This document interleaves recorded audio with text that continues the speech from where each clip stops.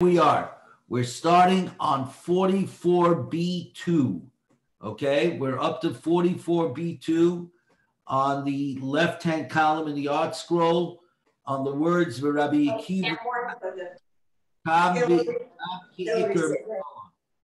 Okay, Tam ki ikar minalan. How do we know that flavor is equivalent to substance? So what's going on over here? So just to quickly review, back on Men Gimel on the base 43B3, Rabbi Yochanan said the following words: all kol isurim shebetayra, all isurim in the Torah, all forbidden substances in the Torah, ein hetem mitzaref le'ister, iser, permitted food does not combine with forbidden food in order to come together to equal the shir achila, to be called eating min haTorah, which by definition, which means the shir kezayis, the volume of an olive. Chutz, except, mi isurei nazir, except for the isur of a nazir. A nazir was somebody who takes on for 30 days at the minimum to stay away from wine and no haircut, because the Torah says the word Shareya Amra Torah Mishras. The actual pasuk is right, and the pasuk is the pasuk of Mishras that v'chol Mishras anovim lo yishtem. Nor may you drink anything infused with grapes. The word infused, according to Rabbi Yochanan, came to teach us that just only in the case of Nazir do we say heter mitzaref le'ister. Permitted combines with the forbidden to get to the shir achila. That was Rabbi Yochanan. And as we learned yesterday, that he actually learned it out of a limud of Rabbi Akiva. This is really Rabbi Akiva's limud. The difference between the two of them is that Rabbi Akiva learns it from Nazir and then seems to apply that it could be applied to all the other isurim, all the other forbidden things in the Torah. Rabbi Yochanan clearly seems to be saying that isur mitzaref leheter, that heter mitzaref leisur, that permitted, it combines with the forbidden only by Nazir and nowhere else. The Rabbanon came along, the rabbis came along and said, Mishras in the pasuk by Nazir cannot be coming to teach us this idea of combinations of tziruf, that heter mitzaref leisur, that permitted it combines with forbidden, because it's the word Mishras is actually coming to teach us the idea of tam ki ikar, which is the first words right on 44b, all the way on top. And they said you learn it out from there. So now, based upon that, and they said you learn it out from Nazir, the idea of tam ki ikar, and then you can therefore learn it out from everybody else, the idea that the thing that infuses flavor is the most important substance in a mixture, even if it is the miyut, even if it is the minority mixture within the mixture. So now it turns out, therefore, now we're up to our Gemara. Rabbi Akiva, tam ki ikar minole. Rabbi Akiva, how does he know the idea of tam ki ikar? How does he know the idea that the flavor that is imparted is the more substantive part of any mixture, and that's how we determine the halachis of such a mixture. Because obviously he's not learning it from the same place that the Rabbanan are learning it. The Rabbanan are learning it from the word Mishras, from Nazir, to teach us tam ki ikar, and Rabbi Akiva uses the word Mishras to teach us that the idea of heter mitzaref leisur, permitted combines with forbidden. So it's up to Gemara. Yolef mi basa v'cholav. He learns the idea of tam ki ikar, that the imparting of flavor is the most important thing. He learns it out from the isur of basa v'cholav, meat and milk together. Zok the Gemara, Lav Tam Ba'ama, who Basar? Why is it Asr Basar v'Chalav? Basar is milk. Chalav is milk. Basar is meat. There's nothing inherently Asr about any of them. It's just that the milk imparts flavor into the meat. So it is the imparting of the flavor into the meat by that creates the Isser. Hachanami, loishabited foods, there's no difference. It's the thing that imparts flavor that creates the Isser. That's the most important thing. Great. Rabbanon. So therefore, the question is, okay, Rabbanon, that's good. So why aren't they learning out the idea of Tam Ki'ikar, that the most important thing is the thing that's imparting flavor that creates the Isser?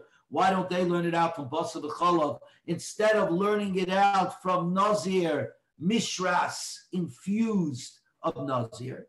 Says the Gemara, Basar v'Chalav loy gamrina. Basar v'Chalav you cannot learn from the Chidushu because it's a novelty. My Chiddush, what is the great novelty? And what's the thing with a novelty? If something is so novel, is such a Chiddush, then obviously I can't learn anything out from it to all other places, generally to all other places in the Torah, because it has some unique properties that don't apply to anything else. So Zakti Gemara, my Chiddush, what are those novelties? What's unique about Basar v'Chalav that we find by nobody else? If you want to say that each piece, the milk and the meat by themselves are perfectly kosher. The milk is the milk, the meat is the meat, and by their individual components are completely kosher. But Bahadi Adodi also, but when you take these two kosher things and you put them together, they create an Isra Basar v'Chalav. Says the Gemara, that's not unique. Kalayim Nami. Kalayim is the same way. What's Kalayim again? Kalayim is like Kalei Acherem, the planting in the vineyards, where you're not allowed to plant different grades together within the green yard altogether. Or Kalayim is Shatnez. You're not allowed to wear linen and wool together. Obviously, each one of these things by themselves is perfectly fine. But if you put them together, it creates an Isser. So it says the Gemara, Shari. Separately, each piece exclusively is perfectly kosher. But if you put all these kosher pieces together, how do they Asur? Well, you put them together, they become like this. So why were the Rabbanan saying it's unique? So now we're on 44b3.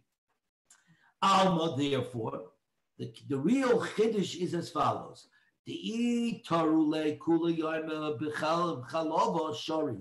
that if you soak the meat in the milk an entire day, you soak the meat in the milk the entire day, and that means that milk is now really soaked into that meat. The answer is Minat Torah.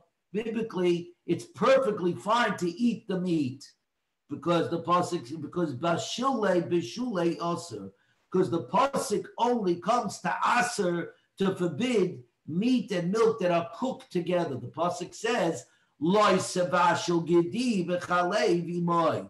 You shall not cook the goat in the milk of its mother. You shall not cook. So the Isser in Minat Torah is cooking meat and milk together and eating cooked meat and milk together.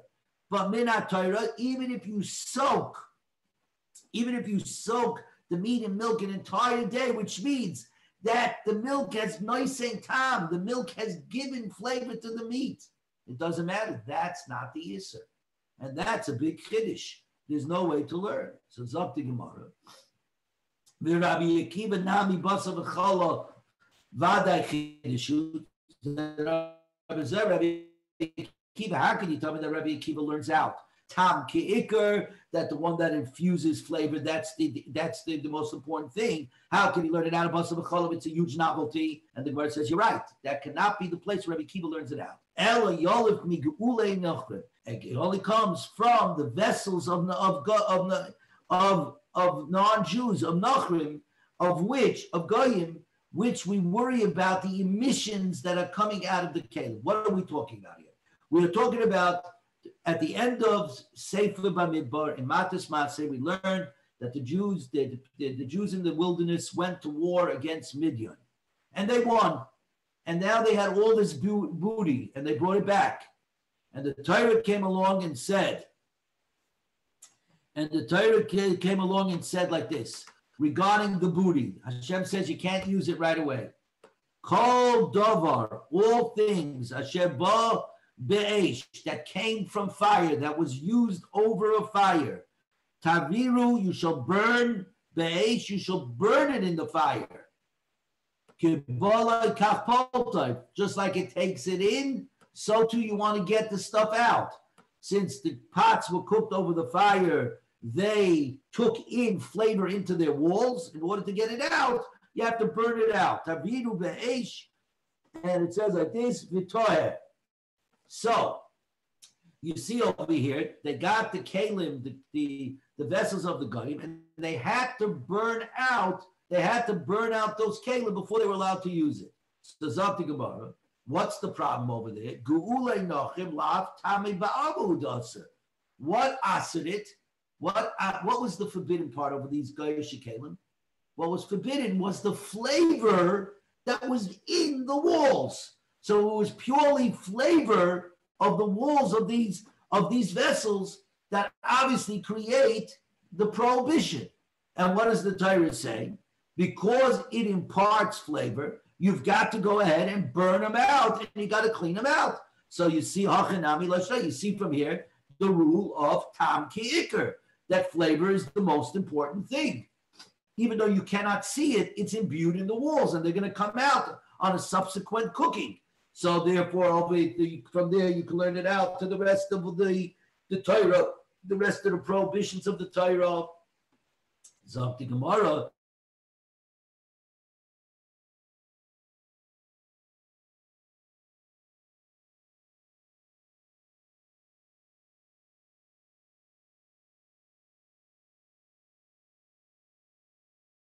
Also a novelty, and therefore you can't learn it out.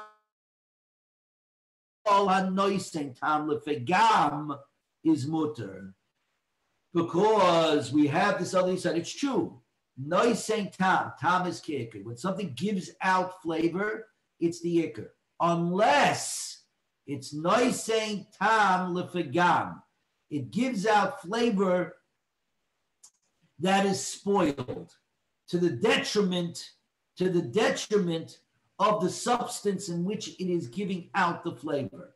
So he said like this. Over here, you're talking about Caleb that were cooked before, that then they captured. By this time around, the flavor has broken down. So the rule is called noising tam lefegam is mutter.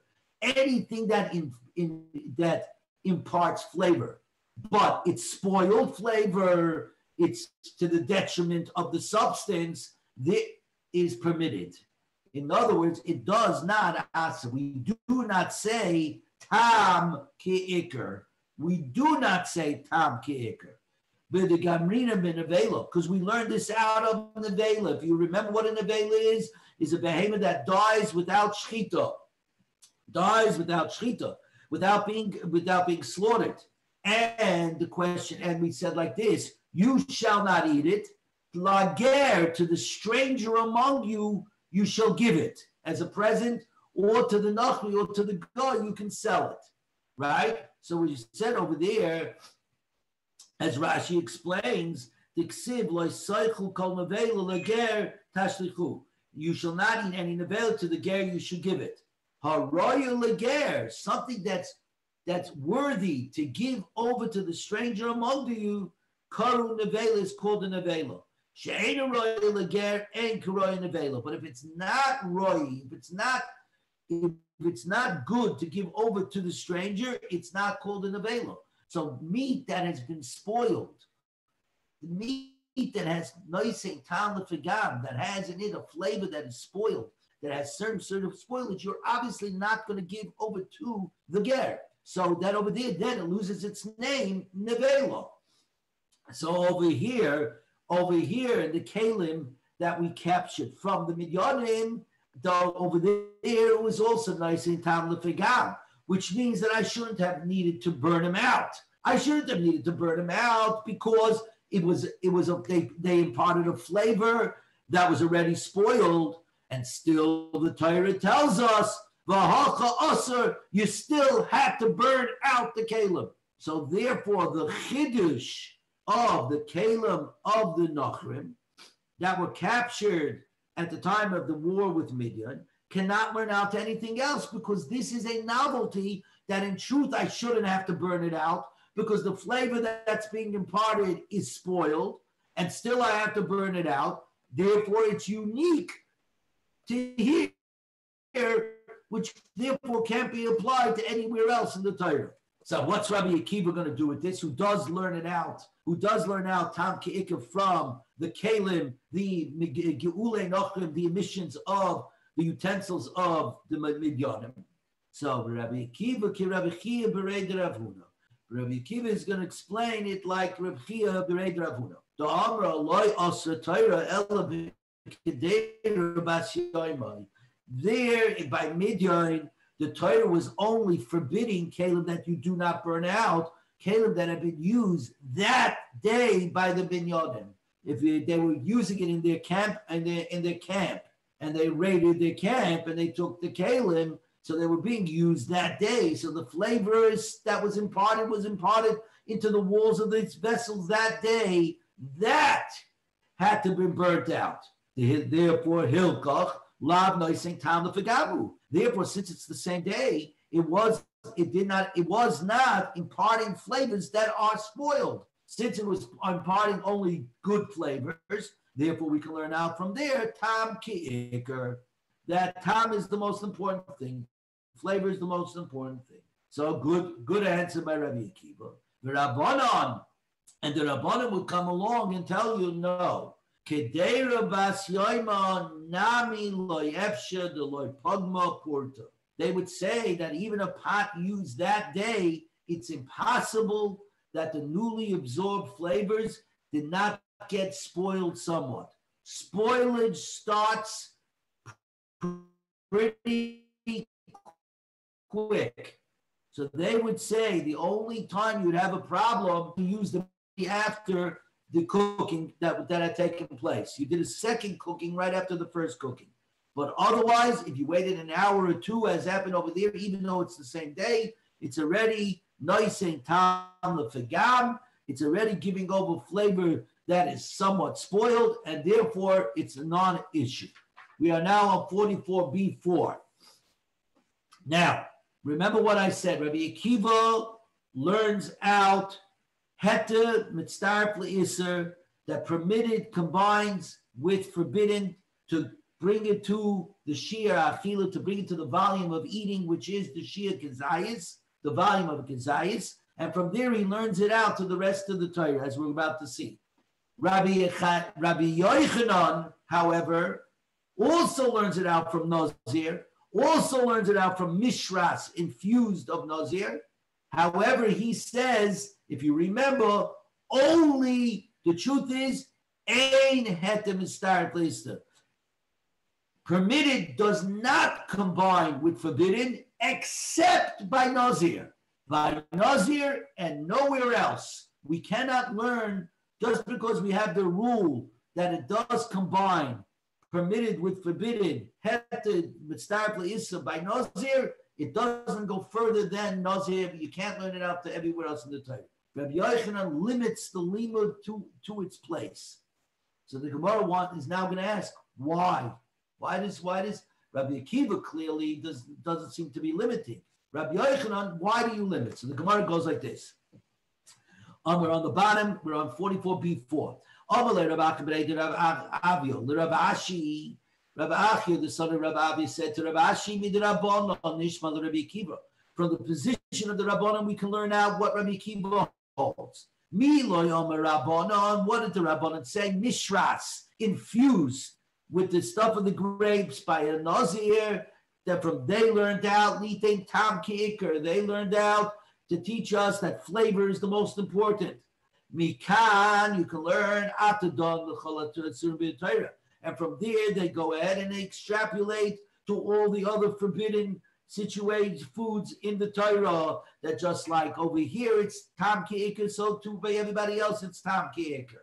Le Rabbi Akiva Nami, but according to the view of Rabbi Akiva as well, Mishras, infused, that we learned from Nazir, Leheta Mitzdarf Le'isa, comes to teach us that permitted combines with forbidden to bring it to the Shir Achilo, to bring it to the volume of eating. Mikan Atadon L'chol Isum Shebetorah Kula. From there, you can extrapolate it to all other prohibitions in the Torah, that what Het is Mitzdarf Le'isa, pure, permitted, it combines with forbidden to bring it up to the Shir Achila. Rabbi Yochanan, who you agree that you're learning what you taught, who also agrees about Mishras of Nazir. Why do you only limit it to Nazir? Hetem Mitzdarf Le'isa the Nazir and nowhere else. Amalei. So Rav Ashi said to Rav Acha, Rabbi Yochanan is correct by not extending Rabbi Akiva's combination principle, the principle of siruf, that het is mitzvah l'isa, and he limits it only to nazir. Now we're on the daf.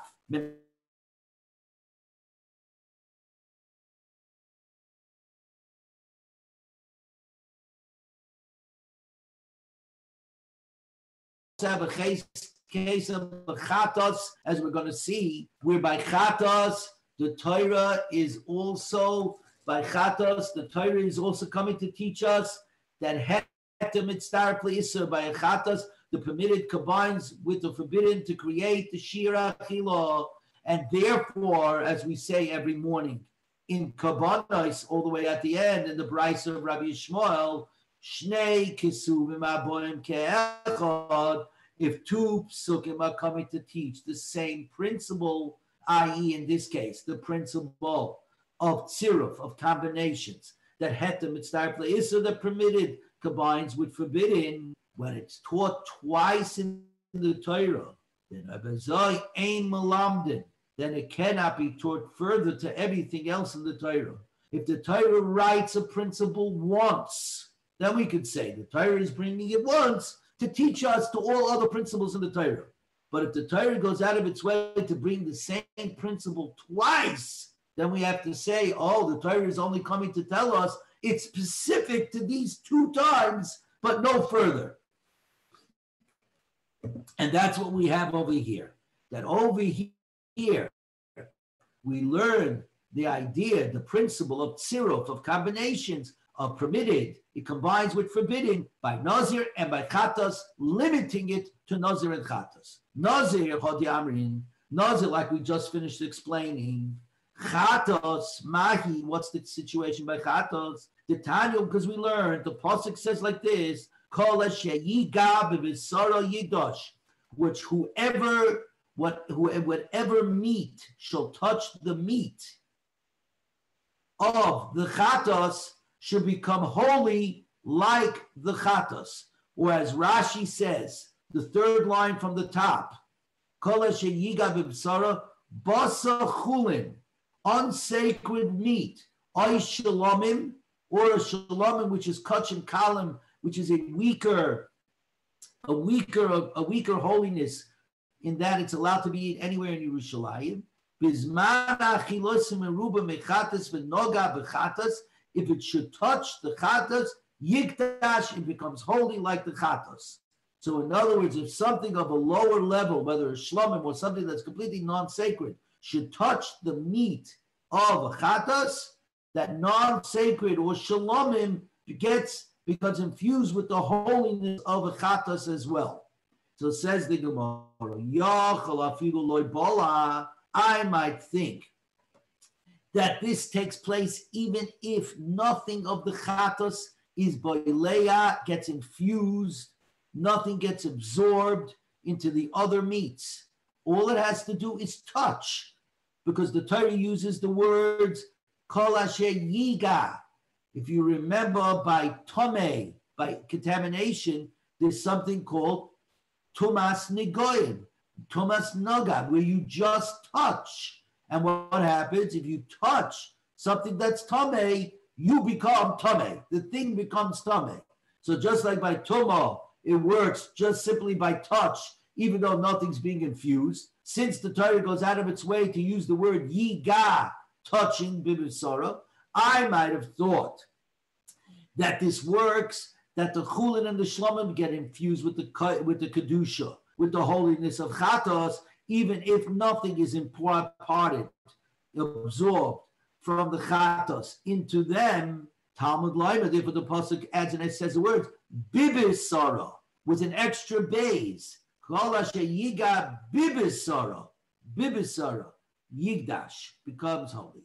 Ad shiyola bebasa, only on which says until it's absorbed in the meat.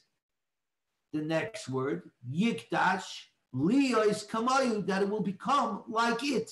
She'im pasula he sifislo. If the chatas is pasul, the marshal, when somebody shefted the chatas, he had his machsheves pigol. Pigol meaning that the kohen said, I'm going to eat this chatas outside of its time frame. The time frame of a chatas is Yom V'Layla, the day of the sacrifice and the night. The time frame of a shlomim is the day of the sacrifice, the night, and the next day.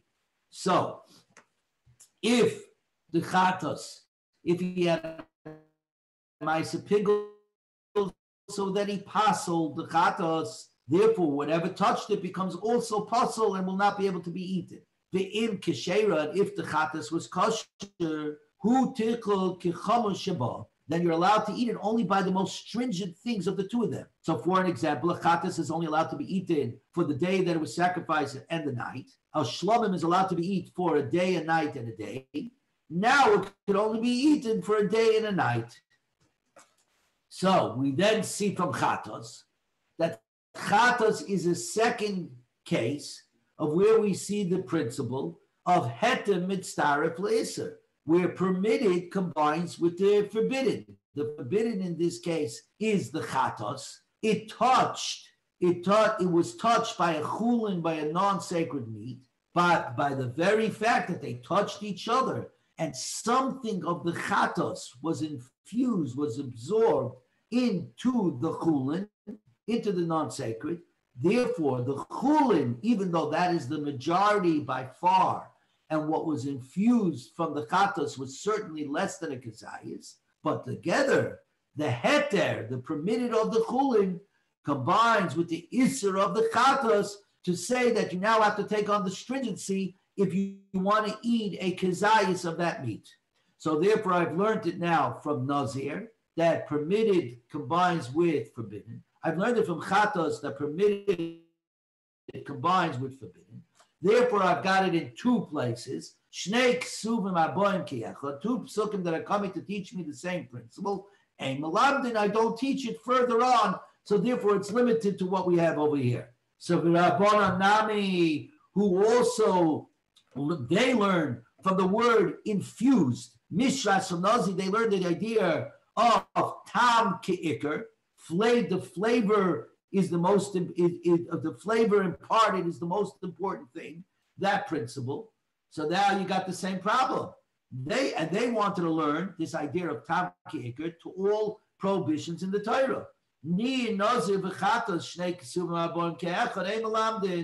now you've got the same problem of learning out tam ke'ikr from two different places, from Nazir and chatos. Because what do we just say? If the chatos, if chulin, non-sacred, touches the chatos, and the chatos imparts flavor into the chatos, we said that the chatos imparts flavor to the chulin, to the non-sacred takes on the stringencies of the chatos, of the sin offering. If that's the case, you got two places learning me the two things. Tam ki'ikr, shnei ksub rabban ke'echad ein malavdim. When you learn it in two places, you can't teach it further. So what do the rabbanim do with this fact? How could they say that you could, from the word mishras infused by Nazir, You can learn Tam Ki'ikr, that flavor is the most important thing to all prohibitions in the Torah. So we're on 45A2. So the answer is the Rabbanim will say, Amri Hinini Mitzvah Tzrichi. No, in fact, we need the two specific cases of Nazir and Chatas, and in fact, they're not coming to teach us the exact same thing. And the Gemara is going to explain this in a minute. Rabbi Akiva, what's Rabbi Akiva going to say? He's got the same problem of Shnei Ksuma Bon Kechrei Molamdin.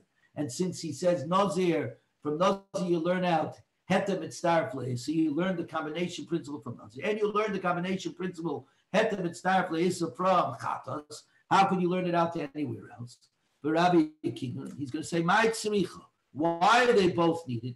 If you say, if the Torah had only written the principle of combinations of that permitted combines with forbidding, only by the chatos, which is kodesh, which is extremely on a high level of kedusha. You then wouldn't have been able to learn from it, from chatos to the nazir, the chulin mikachin loy gamrinan, because we cannot learn out any laws to non-sacred things from sacred things, from non-holy things to non-holy things from holy things, because obviously holy things have a greater kedusha, have a greater holiness, and therefore are much more stringent. So over there, just because I say by something that's more stringent, we have a combination principle of heter mitzdarf le'isad, doesn't mean I could apply it anywhere else, because you can't learn out non-sacred from sacred.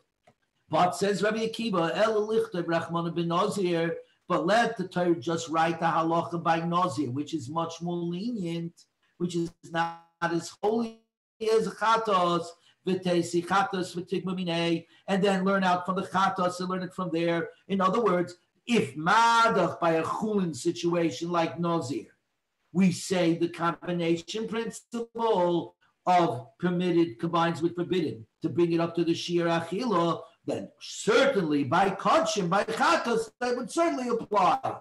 So therefore, the whole kol and therefore we could apply it to everywhere else.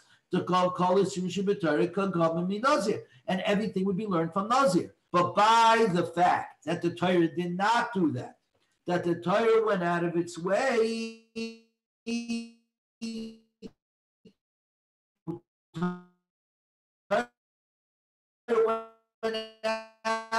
to tell us twice, by the case, the Torah is clearly banging us over the head with a sledgehammer to teach us the idea that it's only in these two cases, by a Nazir and the Chatas, and from you cannot learn it out to anywhere else, because Shnei Kesuvim, Aboim Ke'echad, Ein Melamdin. V'Rabbanon, and what will the Rabbanon say? Well, since they've got the problem of Tam Ki'ikah, they learned it out from Nazir, but we seem to be learning Tam Ki'ikah also from Chatos, which also brings it out. Shnei Kesuvim, Aboim Ke'echad, Ein Melamdin. How can you learn it out to all others? Yisurim b'Shabbat Torah. They're going to tell you no. Amalach mitzvah tzirichi. No. We need Nazir and we need Chatos. You cannot simply learn from both. Chatos leheter mitzdarf le'isa. The by Chatos, we clearly see that what happens, that the permitted combines with the Isser, the chulin, the non-sacred meat, combines with the meat of the Chatos, the flavor that it imparted, to bring it up to a shir achila. But the chulin mikachim loy gamrinan.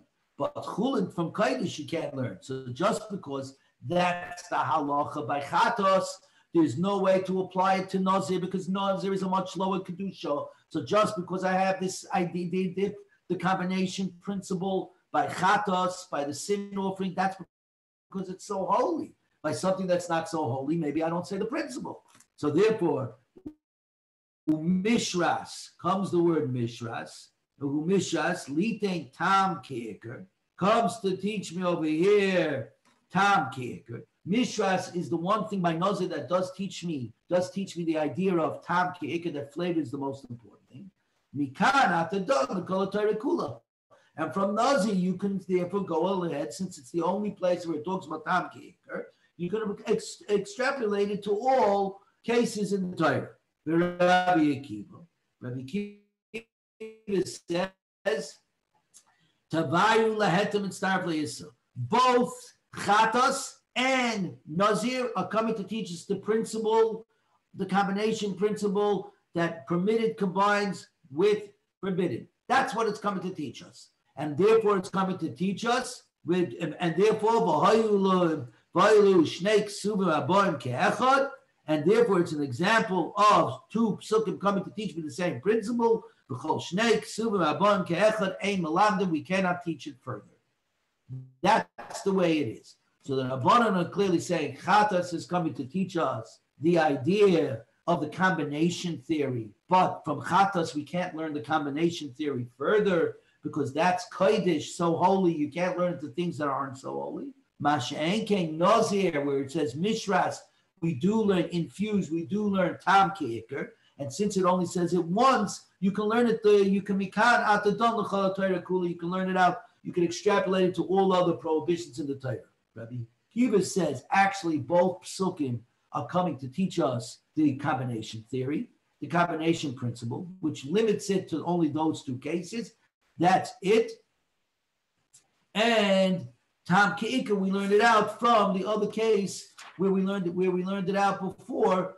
That we learned it out before, not from Basar B'Cholov, but from the vessels, according to Rabbi Akiva, the vessels of the Goyim by the war with Midian. Because he said that wasn't that because you only had to burn out the kalim of that day, that were used that day, and because that's not Nois Ein Tam L'Figam, because that wasn't giving over flavor that was spoiled, which the Rabbanan did not agree with.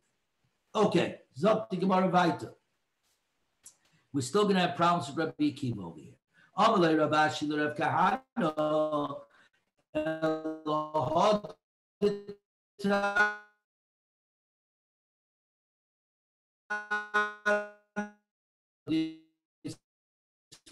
we learned regarding once again the Nazir Mikola Yasim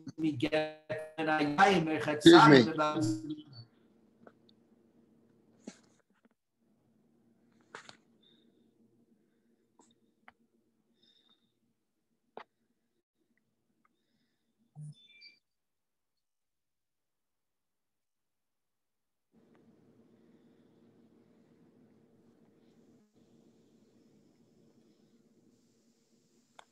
back.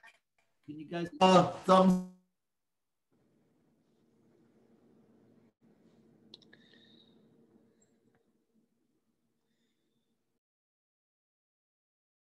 Back. And you guys, I'm going to log out and come right.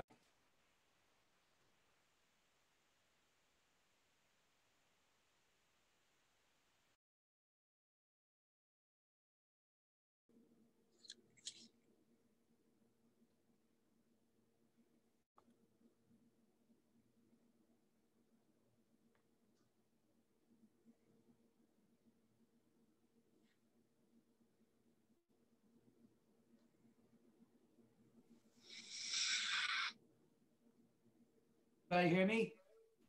I'm having trouble. You having trouble hearing me?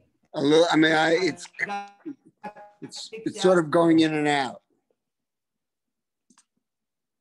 Okay, I'm not Maybe sure it's why just that me. is. I don't know. Jeff, are you having trouble hearing me?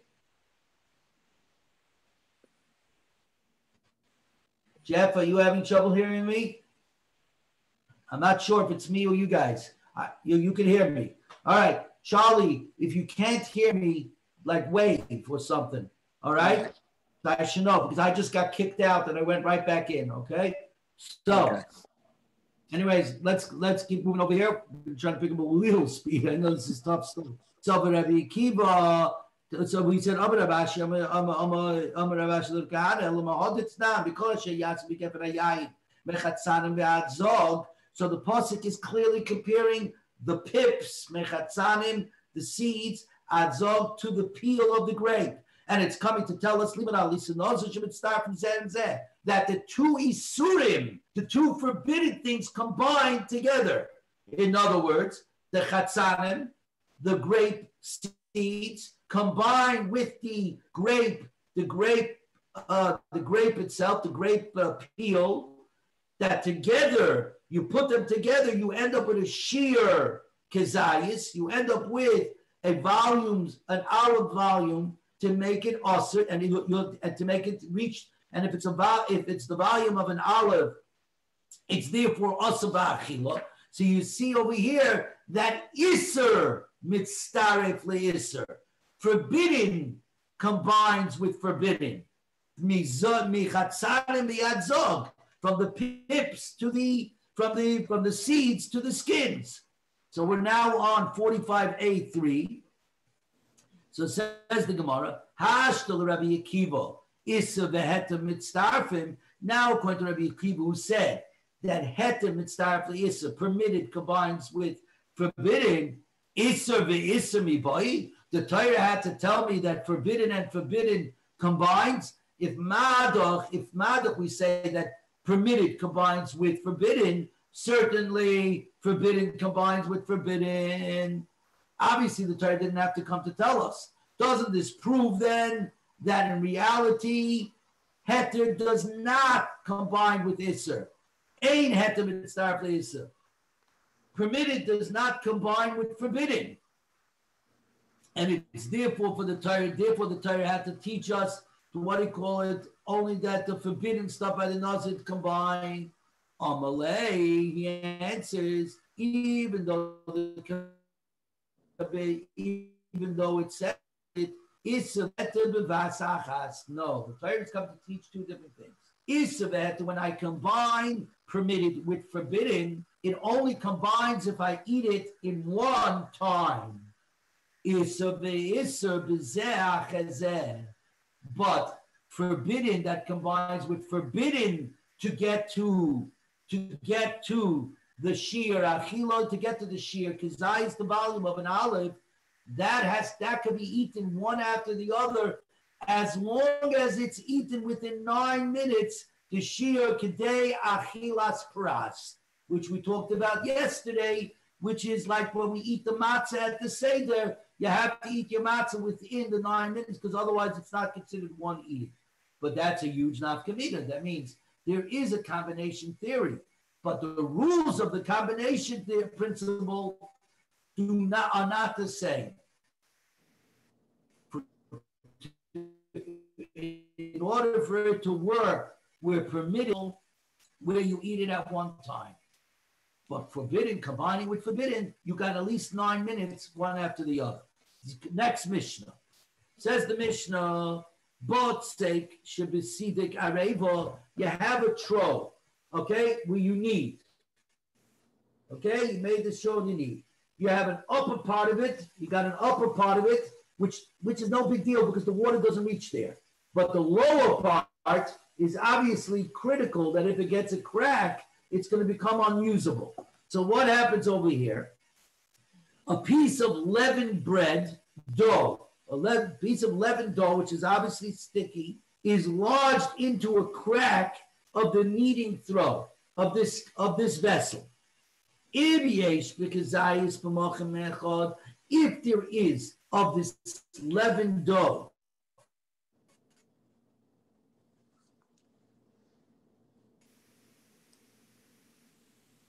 of this botzek, leavened dough, equals a sheer kazayis, the volume of air. You've got to chayav levar. Wait, I'm going to try to see if I can move this around. Charlie, let me know if you can hear. Can you hear? Charlie, are we good? You can hear. Yeah. Good. Chayav levar, you got to dispose of it. I think I'm the only one left. You're the only one left? No, I don't think so. Jeff, are you still there? I don't know. I can't tell from my end. No, it's me. It's you. So, Charlie, when you're ready when you want me to stop, let me know. No, okay? I got time. I have time. You can keep going as long as you want. Got time, so let's keep going. Thank you. Okay, not that long, but we're going to go. Okay, let's keep going over here. So chayiv levayer, you have to dispose of it. The imloi botel b'miyutai.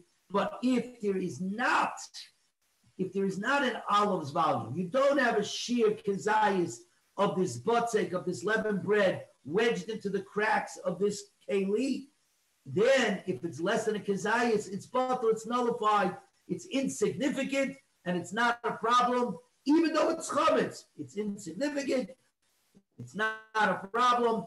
It's, in essence, the Gemara is going to say, it's considered as part of the keli, it's considered as part of the vessel, because it's plugging up a crack, and it's not a problem.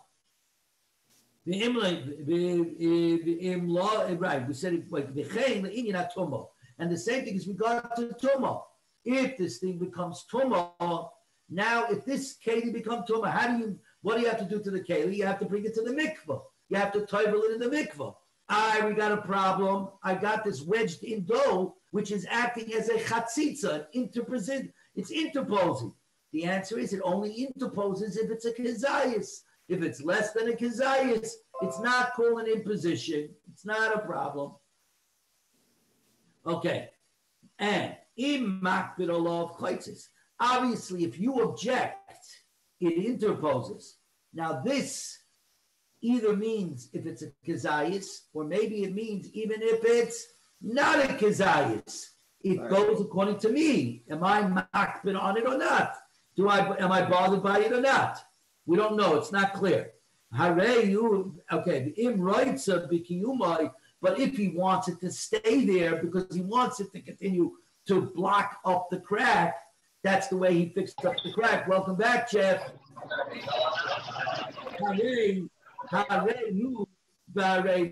Then it's treated as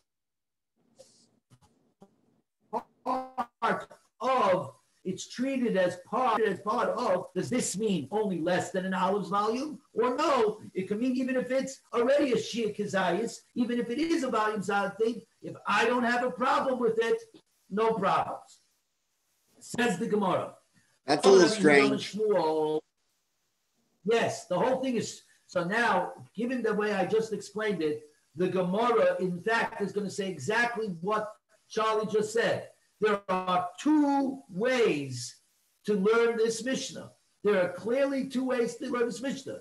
Is it talking about a kazayas, or is it talking about less than a kazayas? And Charlie, there's one other bothers you. Right, and there's one other thing. Are we talking about the whole vessel, or only are we talking about the water line? Yeah. Are we talking about the most important part? If it gets a crack down here, obviously the whole vessel is no good unless you plug it up. But if it gets a crack up here, maybe I don't care, because up here the water is never getting. This is exactly what this entire Gemara is going to talk about, that this Mishnah is one of the most unclearest Mishnahs you're ever going to bang into. So it says the Gemara, the Mishnah didn't say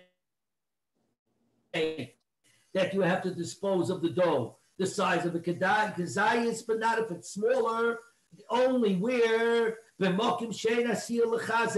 it's only where it's stuck to a group where it's not made to strengthen and hold the water. In other words, if you look over here, guys, it's on the top. It's on the top. It's in the unimportant part of the vessel. It's on the top part of the vessel. But if the crack, it was plugged in on the bottom of the vessel where it's made to hold the water on the base of the throw, ain't a chayav levar, you do not have to go ahead and dispose of it. Says the Gemara, what don't I have to dispose? It's a little unclear. Michlal, the pachos mikazayis, where it's less than an olive's volume, that even if it's in a plate that's not made to hold water, meaning it's on the top part of the keli, you do not have to dispose of it, which means to say that the only time you have to dispose of it is if it's a sheer kazayas and olive in a place where it's not being mechazek on top. But if it's the bottom where it's plugging up a crack in the base, even if it's a kezayis, I don't have to get rid of it. That's what it seems to be saying. This is known as the Lishna Kamo, the first version. Now we're on 45A4. Ikudamasi Sefer. They said, no, I'm going to say, but if it's not a kezayis in one place, it's nullified due to its smallness, it's insignificant. We didn't say this, that if it's smaller than a kezayis, it's insignificant and it gets nullified.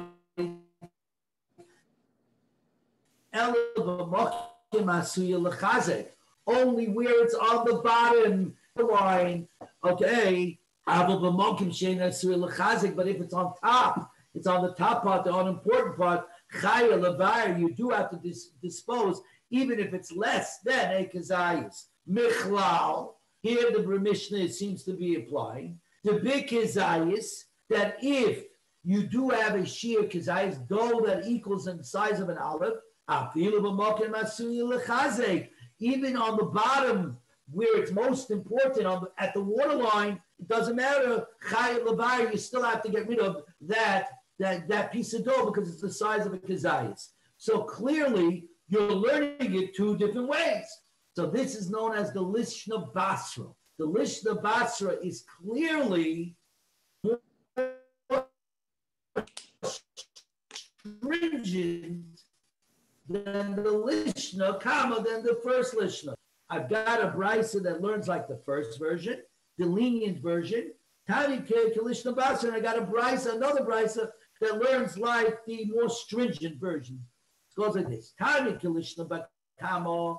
Both say, now it's essentially it's the same. We're going to repeat ourselves here. Both say dough that was put into a crack of the kneading trough. When it's on the lower part, when it's on the lower part, it doesn't interpose. In other words, it's absolutely necessary for the vessel, because if you didn't have this plugged up, it would have a crack and the vessel would be useless. So if this vessel becomes tamei and I have to put it into a mikvah, it's not called a chatzitza, it's not an interposition, it's not a problem because it's considered as part of the keli, as part of the vessel. And therefore, the einoi oiver. And therefore, if you have this vessel on Pesach, you're not over on keeping chametz on Pesach because it's not considered chametz. It is chametz. The bottom line is it now became part of the vessel. It's no longer an edible substance because now it's part of the vessel, okay? Uben was stuck on the top part of the vessel where it's not used, so it's not that important. Obviously, chaytzitz, it does interpose if you have to title it in the mikvah, v'oiver, and you would be over on keeping chametz on Pesach if you left it in there. Zakti Gemara. When do I say this? Bekezayis. Only if the piece, the botzek, this leavened dough is the size of an olive. But if it's less than an ounce, it's too small. It's less than a kezayis. I don't have to get rid of it for chametz on Pesach, and I don't have to get rid of it if it becomes tummy. That's obviously exactly like the first version that we learned. Betani Kalishna Basra, and a Brisa also taught like the second one, the more stringent version. Botzek, regarding this dough, that was used in the cracks to plug up a hole in the vessel. Where it seals up a crack at the water line. Okay, now we're on 45B1. It does not interpose. What if you have to title it in the mikvah and you do not transgress against having chametz on Pesach? But if it's on the top part, if it's on the top part of the keli, which is not that important,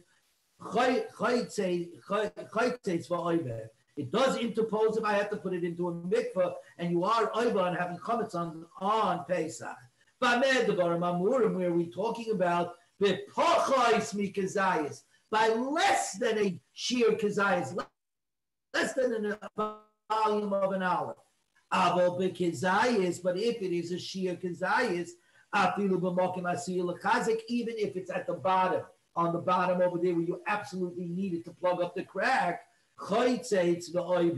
it does interpose, and you are over on chametz on Pesach.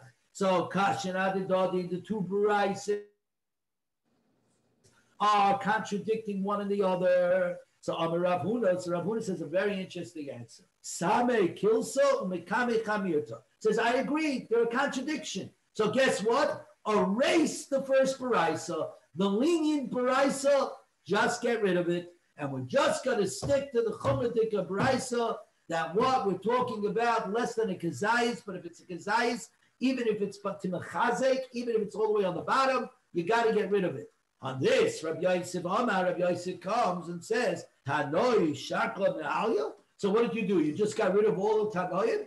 You said, I have a contradiction between the Braises. I can't explain it. So guess what? Erase. He said, really? We can't find anybody who argues? Don't you remember the principle? 2 Jews, 3 opinions, right? Jews always argue.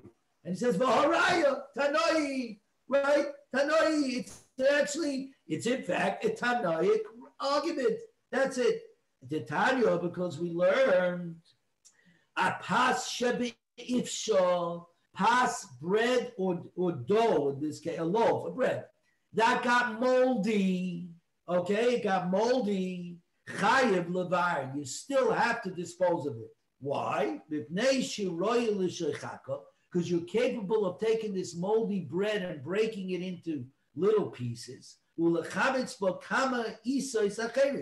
you can use it as a leavening agent for many other doughs. You can take this bread and use it as a leavening agent for many other doughs because it's moldy, and moldy bread is a leavening agent. Rabbi Shimon ben Elazar, when did we just say this? That you have to get rid of it because you can, this moldy bread, because you can break it down and use it as a leavening agent in other doughs. That's when in your mind you're leaving it over, you're retaining it for eating purposes. So you're saying it's moldy.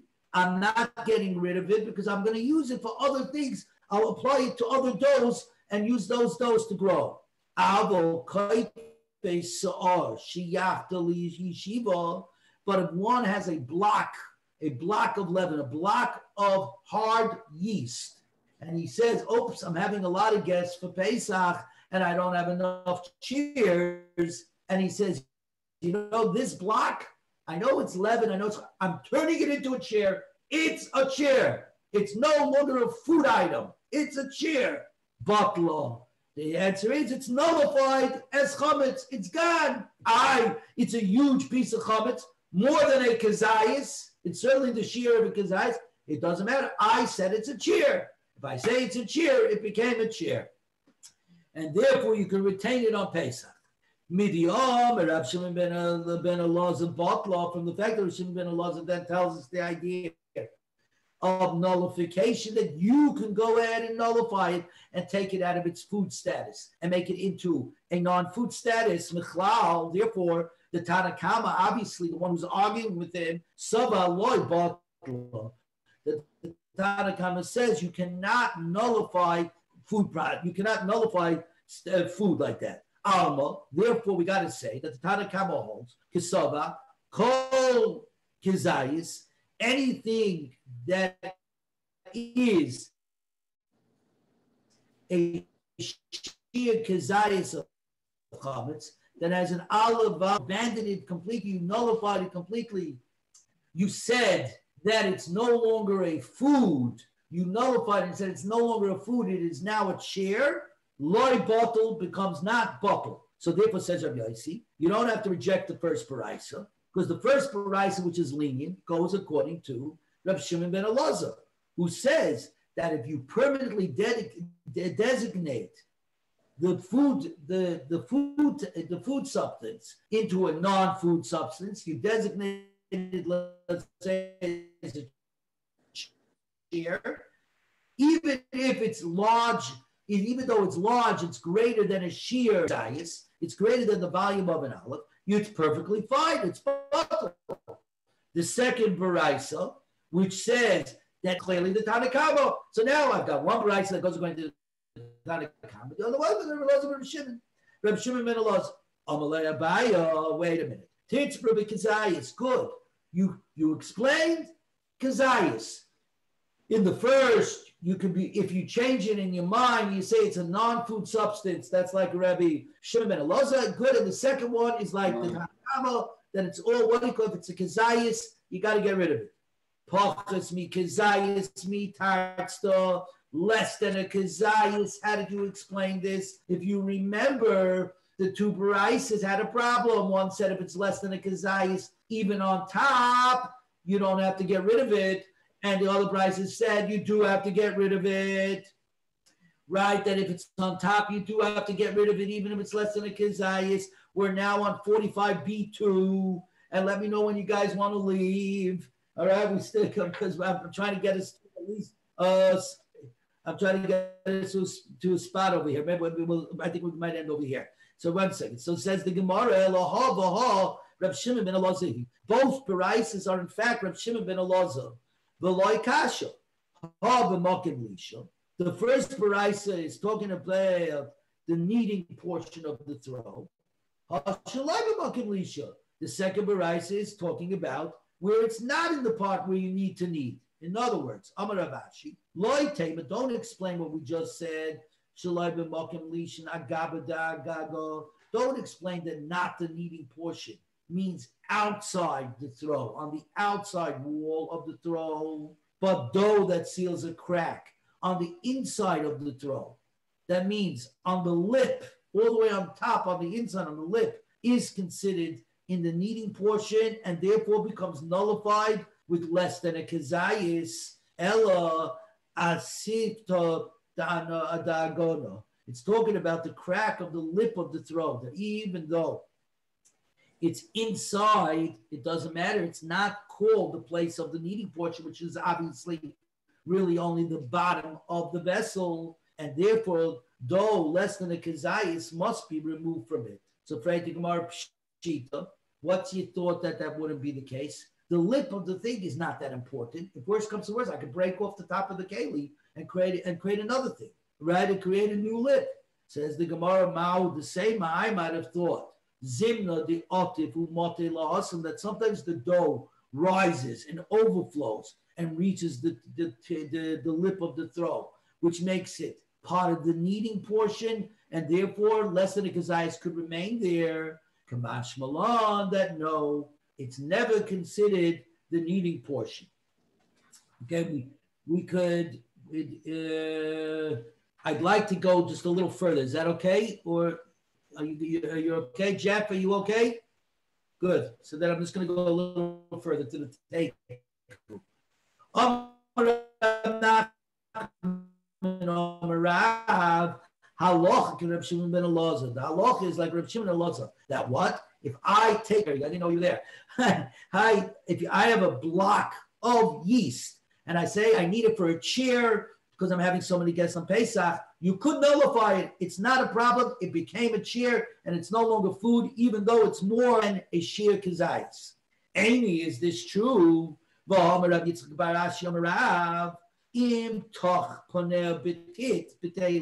If not just that in your mind you say this is now a chair, but if you go and you smear the surface with plaster, you plaster the block of yeast, then it's bottled, which means tach in.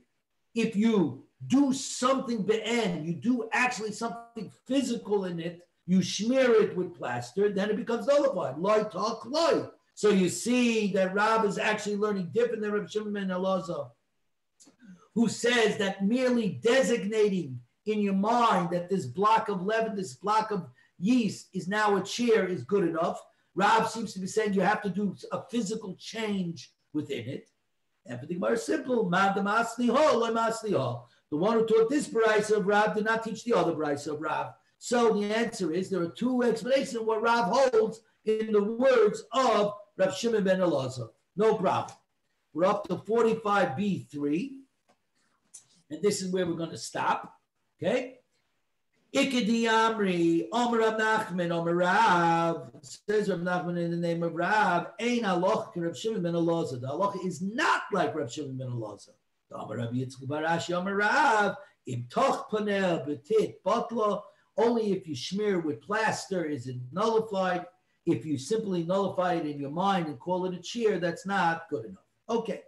Omer Rav Nachman, Omer Shmuel. Says Rav Nachman in the name of Shmuel. Shnei chatzoi zeisim. If I had two chatzi shear kazayis, I had two half olive volumes of dough in the cracks. So I had it half a kazayis here and a half a kazayis here. But running between them, the chut shel botzek b'neihem.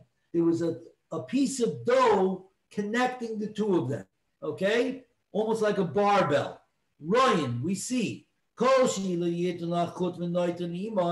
If you were to pick up the string of dough that was connected to the two of them, and when you pick it up, both half kazesim, both half volumes, rise up as well, they disattach as well, then you have to dispose of it because they're considered to be one connected set of dough equaling the shear kazayis, equaling a volume of the olive.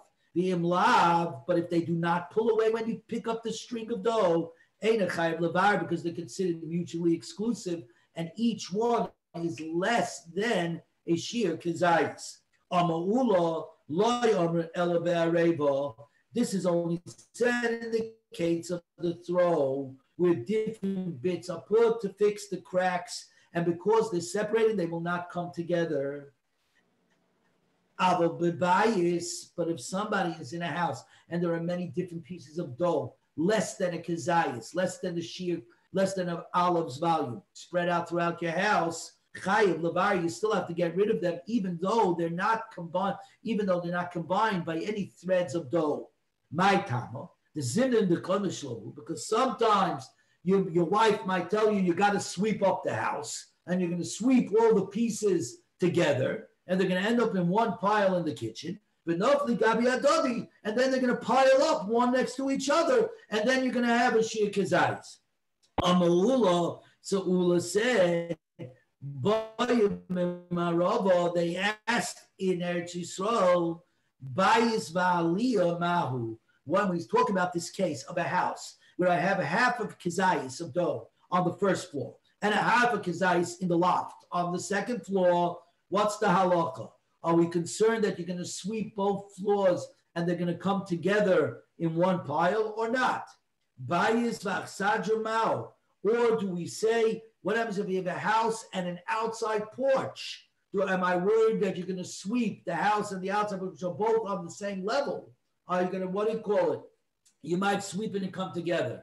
And even further, shnei bottom zelifnim mizeh ma'u, or if you have two houses, i.e. two apartments in a railroad apartment. So in order to get to the second apartment, you have to walk through the first apartment. So now they're both on the same level, and the two apartments are busy with each other. What's the halacha? Are we worried about it's going to come together? Empty the Gemara, teku. We do not know, and therefore you have to be machmir that anywhere in a house, if you have a bunch of small little pieces in the house, you got to worry about it being swept up together, and that's the din. Very good, everybody. I'm so sorry that it took so long today, but this was not simple Gemara. Thank you, everybody. Have a wonderful day.